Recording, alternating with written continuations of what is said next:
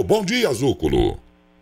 Ok, Daércio, bom dia a você, a Evelyn, ao pessoal que está ligado no Jornal das Saudades. Obrigado pelo convite, Daércio. Obrigado a você. você. É um prazer falar com vocês. Que é sempre um grande prazer enorme. Você sabe disso, o quanto você é querido e o quanto as suas participações são importantes. Mas seu timinho, o Santos, tá mal, hein?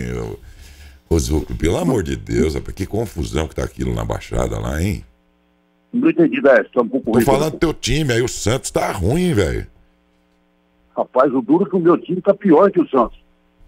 Mas você não é santista? O Santos tá bom, pior que o São Paulo tá pior. Você é São Paulino? Pra mim você era santista. Aí eu sempre achei que você era santista. Tá pior que o Santos, viu? Tá, né? É. Olha, daí eu me imaginei que você fosse santista, não sei porquê, viu?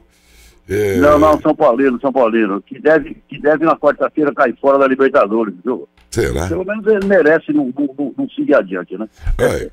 Tá bom, São Paulinos estão bravos. Eu vi esse dia um vídeo de um cara, ele tava cortando. O que era um limão, se eu não me engano? Não, ele tava cortando um tomate. Mas chorando, sabe? Com a camisa do São Paulo. A mulher dele chegou pra ele e disse assim: meu bem, você tá chorando porque tá cortando. Por que você tá chorando? Ele falou: porque eu tô cortando cebola.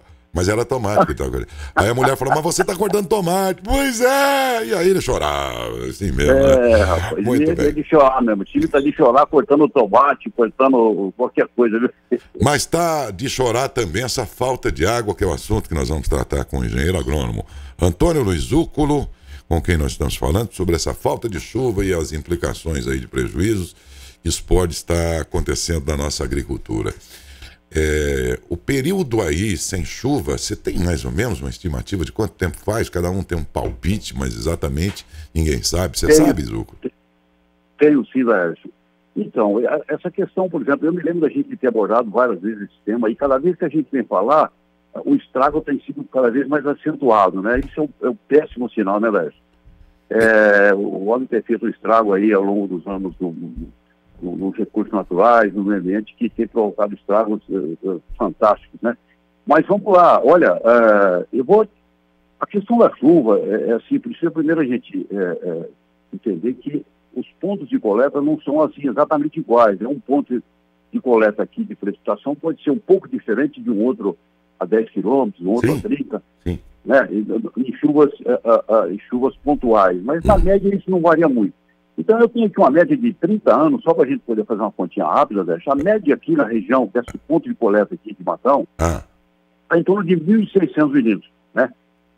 Os setembros, nos últimos 30 anos, a média é de 60 milímetros. E esse setembro de 2020, que está terminando agora, nós tivemos apenas 12.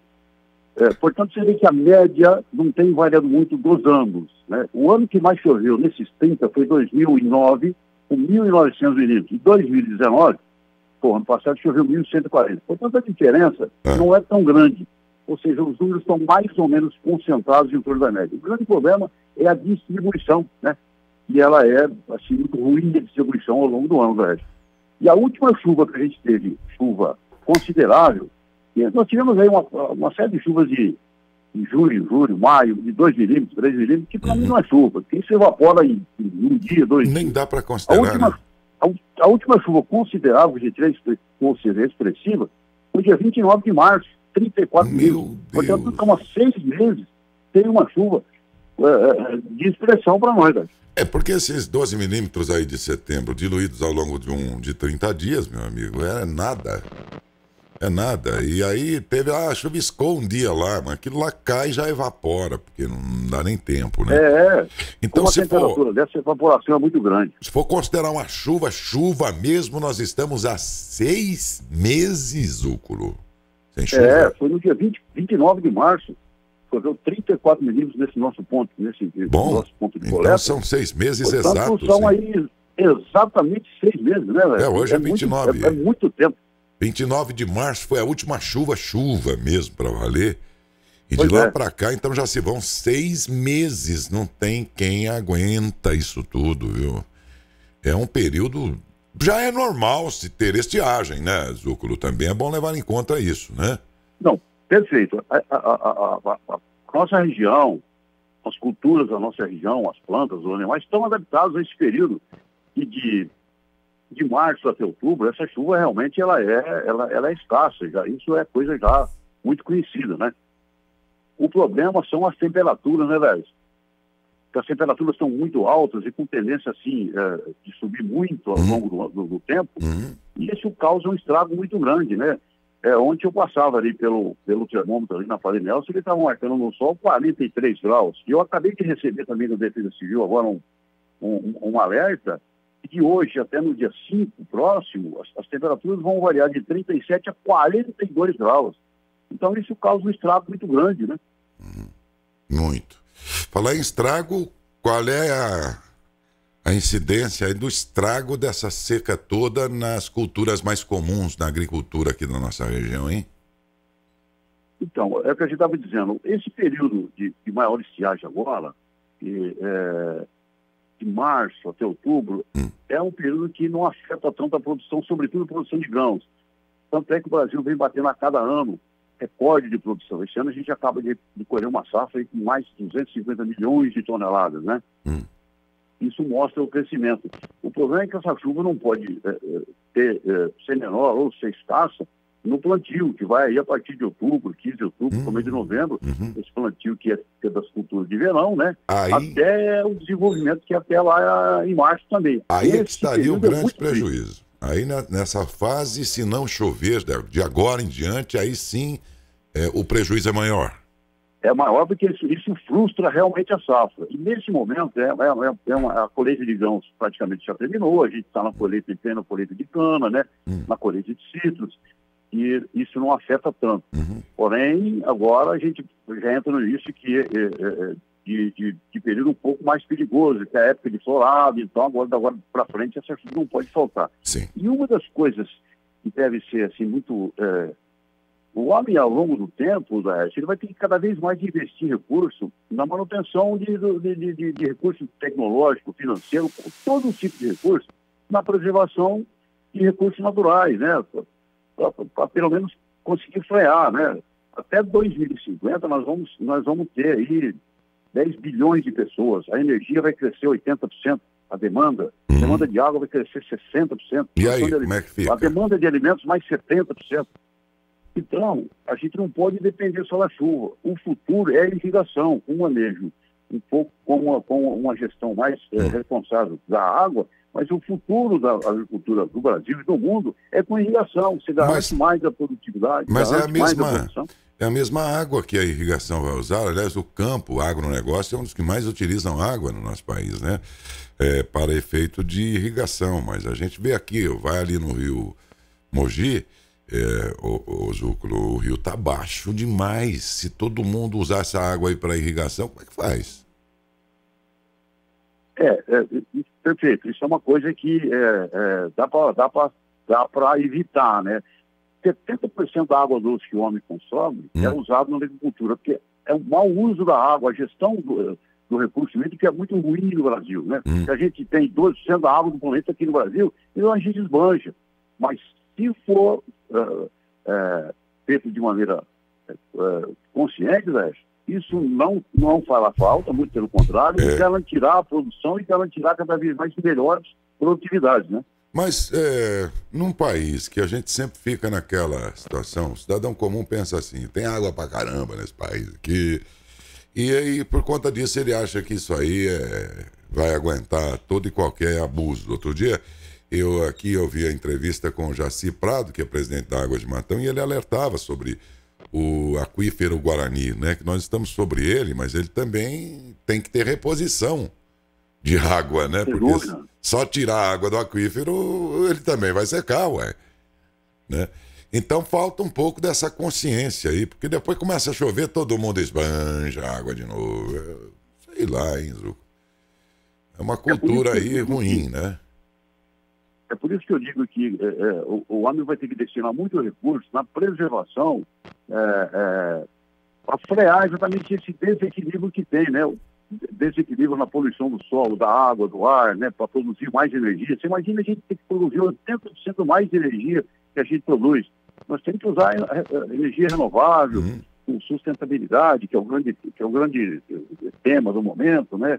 E E você pega aí, mas isso não é só os grandes países, não. A gente fala, por exemplo, aí de China, Estados Unidos, Europa, Japão, isso tem que ser de cada cidadão, porque embora pareça insignificante, uma atitude simples de cada um, mas a somatória disso dá um efeito fantástico lá na frente. Sim, sim. Tudo bem, meu caro Zúculo, Antônio Luiz Zúculo, engenheiro agrônomo, falando aqui sobre os prejuízos ou não dessa seca prolongada que, na verdade, pode ser considerada de 6 meses sem uma chuva mesmo, de reposição hídrica. Ele já disse que muito será plantado a partir de outubro, muitas culturas. Por isso mesmo, vai depender das chuvas daqui em diante. Mas os 6 meses que antecederam de grande seca, nesse período também algumas culturas entraram em época de fertilidade, tudo. Então nós temos na região, a região de Cândido, Fernando Prestes, todo aquele pedaço, Itápolis também, com grande produção de manga, de goiaba, a laranja que está sendo colhida. Essas culturas não sofreram grandes perdas, Zúculo? Sem dúvida. A cultura ou a produção agrícola, que é a indústria, a agroindústria paga pelo rendimento, ou seja, pelo açúcar que ela tem, no caso da cana, você leva uma tonelada de cana, ela vê quanto de açúcar tem naquela tonelada de cana, ela te paga o açúcar. O resto é água, assim, de maneira bem simples, né? Quando o período de seca é muito grande, você pede água, você não pede açúcar. Portanto, quem paga por açúcar, o produtor não está sendo, assim, não diria lesado, ele não está perdendo muito, ou quase nada. Porém, os produtos que são pagos por peso, você leva lá uma tonelada de laranja, que a laranja ainda é paga pelo peso, o produtor é penalizado, assim como a manga, assim como a goiaba. Eu estou dizendo no caso de fruticultura, né?